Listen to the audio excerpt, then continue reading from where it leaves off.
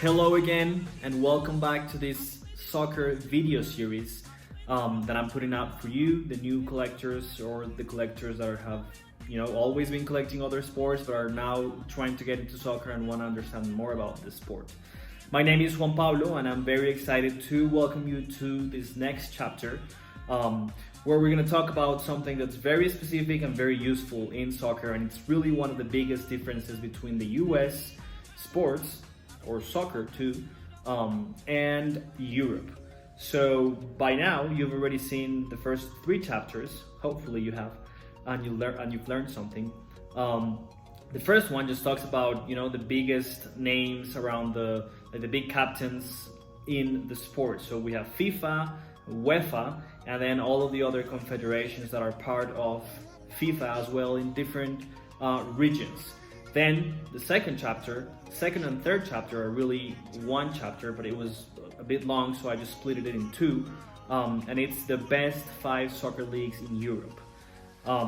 These 2 chapters, in the first one I talked about the Premier League and La Liga, and in the second chapter I talked about Serie A, Bundesliga and Ligue 1 in France. So today we are going to talk about relegation and promotion. I know that you've probably heard about this a lot before, and maybe you've done some research on your own already, but this is really one of the biggest differences between the US and Europe. Sports-wise, and then for us that we're talking specifically about soccer, well, soccer-wise. So here we go. So promotion and relegation is really a system that encourages or promotes merit. So basically it promotes that the teams that do well gain a spot in the elite leagues, and the teams that don't really do well, don't have that spot anymore. So nobody has a secure spot in the best league of their country. And this happens, this is very popular in Europe and really the rest of the world except in the US, but we'll get there, where countries have different domestic leagues. So they usually have a first division league, which is the most competitive one, the best one, the one that everyone wants to be part of, that has the best teams, most fans, that is most followed, all that stuff. And then it has lower division leagues. It has a second division, third division. Some countries have a fourth, a fifth, we're not gonna go that deep. But to give you an example, I'm gonna show you the Premier League. All right, the Premier League is the first division league in England, and then the Championship is the second division soccer division league in England. The teams that are part of this relegation zone right now in the Premier League, as you can see in the table, are Newcastle United, Watford, and Burnley. So that means that if the season ended today, which it will not end today, it still has some months to finish, these are the 3 teams that are relegated. So this really makes it also very interesting, because you have the top teams fighting for the Premier League, for the to be the champions of the Premier League, and to get into European positions, which we'll get there too, to qualify to the Champions League. But you also have this fight down here of the teams that don't want to be part of the relegation zone, and if they are in the relegation zone already, that's a huge pressure mentally for the players and the teams during the season. So they're not looking to win the league at all. Their main goal is to get out of that relegation zone and just not get relegated. But as you know, there are 3 spots, so it's tough because the teams are really good. So it's not really like if you ended last, then you go down to the second division or you get relegated. It's those 3 spots. So they need to be out of this relegation zone to secure a next season or next year in the best league, which is the Premier League in this case. But this is really how it works in all the other 4 leagues that I mentioned earlier in the past videos, that are the top 5 leagues in Europe, and really mostly in general. There might be very small differences, but really all the leagues have a relegation zone where the teams here will end. They end here, will go down to the second division league. All right, now I want you to see this other table. This is the Championship standings and the position where the teams are right now. So here it just changes a little bit, which makes it more exciting for the fans, and just for everyone. The first two teams, so in this case Fulham and Blackburn, will get, like, if the season ended right now, will be automatically promoted to the Premier League. So they will go from the second division league to the first division league. And then the teams that you see in the third spot all the way through the sixth spot, so Bournemouth, QPR, West Brom and Huddersfield, as of right now, they will play a playoff between only those four teams, and whoever wins that playoff will have the third spot for, you know, the promotion. Because as you know, like I said earlier, there are three teams that get relegated, so three teams need to be promoted. The first two automatically, boom, get promoted. Then that third one is the one who results out of that playoff of the third, from the third to the sixth team, that will go automatically to the Premier League. And being promoted to the Premier League is really a big thing. It really is in all the other leagues as well. But the Premier League, as you know, is the very best league and is the one that makes the most money and that has the most international demand.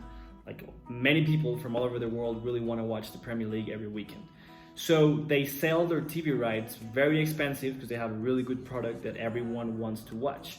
And for you to get an idea, if you are one of the teams that just got promoted, you were in the lower division league and you just got promoted to the first division league, in this case the Premier League, you will earn, just like that, about 100 million euros. And that is because that's the amount of money that corresponds to you as a Premier League team now, because of the TV rights distribution that the league does. Teams who are promoted to the Premier League have a big opportunity as well to improve their commercial revenue, because they can secure better deals in sponsorships, for example, you know, with better brands, or charge more money and all that stuff. So it's really very beneficial for the teams. Like, first of all, they get TV rights money, and then they can also improve all their commercial revenue, among other stuff, improve their facilities, sign better players, just many other benefits that it has. But we're not going to go very deep here, because I just want to give you a big picture of how, you know, promotion and relegation works. But this also leads to many things that some people really don't like promotion and relegation systems, because like, the main idea is to promote meritocracy, you know, as I've already said, like, you earn your way up there and it's very nice. But what happens as well is that some teams, like, what they do is, since they require to invest a lot in the team and, you know, have best players all the time, like, they just spend a lot more money, and there are only few teams that are able to, I don't know, be bought by a rich guy or a rich group or company or whatever, and then they will start, you know, pumping a bunch of money, millions of euros into that team. So that's really not fair with another team that just doesn't have that possibility, to be owned by a rich guy and just have all that amount of money. So there's some things that you should know about, like financial fair play. And that was introduced, and it's basically to encourage the teams to stay within their own revenue stream. So basically, like, not spend more than they get. So it's basically to have the teams spending money wisely and not just having a rich guy pumping a bunch of money. But that still happens, and of course there's some regulations which we're not going to get into that. But it really makes it as well, for some people, not really fair, because there are certain teams that will be the ones that will never get relegated because they have the richest guys injecting money, and, you know, they will always be fighting for the league, like championship, because they will have a bunch of money. So some leagues, like in Europe, lead to like having 1, 2 or 3 teams like really being the only ones like not allowed, but the only ones with higher chances to win that league. So a lot of people don't like that system either, and they prefer the closed system that the MLS has, for example, or the US sports. So basically here, there's no promotion and relegation. The league kind of controls everything, and they have like salary caps and that kind of stuff. It's also very cultural, like the investments that the owners of MLS teams have to do is crazy, because there's no promotion and relegation, so they just basically buy their spot. So they build a team and they buy, by spending money, just the spot of being an MLS team. And there's certain requirements, I believe, like the city has to, like they have to show that, you know, the city will be it will have a high demand for soccer and many other things.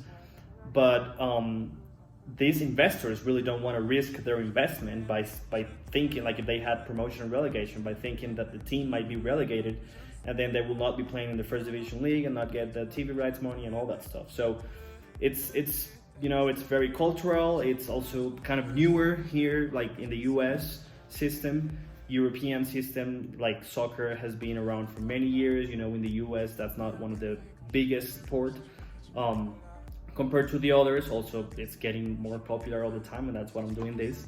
But going back to the European clubs that have all these issues with financial fair play, I'm gonna tell you about two clubs, just real quick, so you know that they are part of these, let's say, kind of issues and criticism by many people.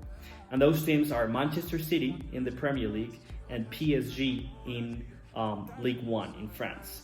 So as I was telling you before in the past videos, Manchester City, since like 10 to 12 years ago or so, was bought by this Arab group.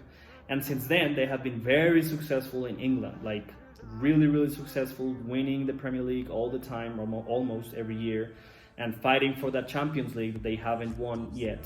But they're always big candidates, hiring great coaches like Pep Guardiola, players, and all that stuff. So it really is like whoever has more money has the better chances to be successful. And for some people, that's not really merit, as it initially, you know, it's the idea. But Manchester City is one of those teams, and they've actually had some issues with UEFA a couple years ago, and they were banned of the Champions League because they kind of demonstrated or were being investigated for not using the financial fair play right. So basically they were claiming some of the money that they had, like revenue, they were saying that came from sponsorships, but in reality that was just coming from the owner, from the Arab group who owns it. So I don't know why, many people don't understand why, like they were banned, but after a couple months, they were investigated, and then they were not banned anymore. They took away that ban that they had. Not sure why. I don't know what they did, but that's one of those things, Manchester City. And then same issue happens with PSG in France. They are owned by an Arab group, just want to win the Champions League, spend a lot of money buying the best players. You have Mbappe, you have Neymar, you have Messi now, and now they want Haaland, and like they're always trying to get the best players because they have the money to just offer them any amount of salary that they want, basically, and that's really not fair.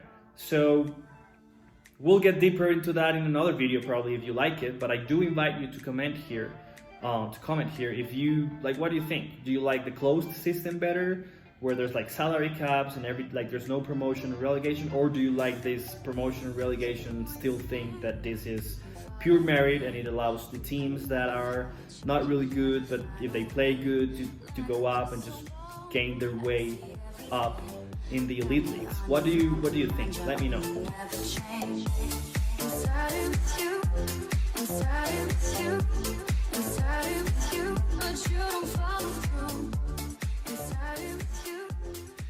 And this was today's topic. I really hope that you learned something, that you liked it, that you have an opinion. If you don't agree with something I said, that's awesome. Let me know here what you think. And as I told you before, what do you prefer? just let me know. But this was today's topic. I can't wait for the next video, and I hope that you guys are good. So I'll see you later.